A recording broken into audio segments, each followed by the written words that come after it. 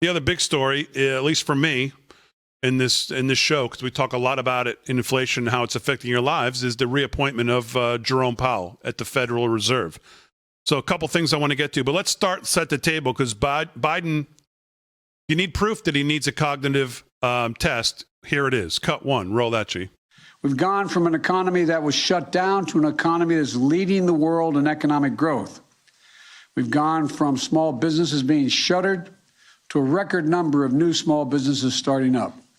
And we've gone from a devastating job destruction to record new job creation. Don't get me wrong, we still have a long way to go to fully recover from all the pain and destruction caused by the pandemic. And we're still dealing with the difficult challenges and complications caused by COVID-19 that are driving up costs for American families. I know for a lot of Americans, things are still very hard, very hard. But if you look at all the facts, you can only come to one conclusion. We've made enormous progress in this country. First and foremost, our economy is creating jobs, lots of jobs. In fact, we've seen a record new job growth in America this year, 5.6 million jobs just since I was sworn in January the 20th. More jobs created at this point in the new presidency than ever before in American history. We have seen a dramatic drop in the unemployment rate from a high of 14.8% in April of 2020 to 4.6% today. Earlier this year, independent experts were predicting it would take until the end of 2023 to see unemployment that low. Our economy is creating new businesses, lots of new businesses. In fact, Americans are starting small businesses at a record rate, up 30% compared to before the pandemic. Economists will tell you that an increase in new businesses is one of the best signs of an economy that's becoming more innovative and more dynamic. And that's because small businesses aren't just the heart and soul of America. They're not just the bedrock of so many communities across the country. America's small businesses are the primary job creators, innovators, and drivers that power our economic progress.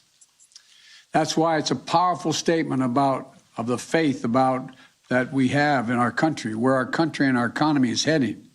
That small business creation is surging in America today, which is why I'm proud to say, if you look at my presidency so far, it's a jobs presidency, and it's a small business presidency. So, if you look at the facts, here's what the record shows. What? Record job creation, record economic growth, record new small business creation. That's the story that should give us confidence about the economy that we're building.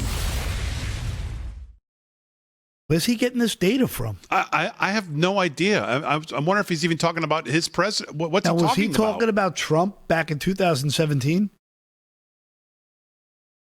What was that? They have done everything to incentivize people to stay home. Then they have to cut it off, and they look at all the jobs we're creating.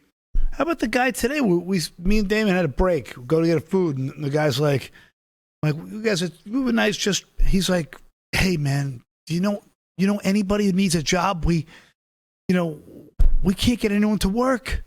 We can't get anyone to work. I'm like, but there's so many people unemployed. It's like when two log trucks are going past each other. You came from over there.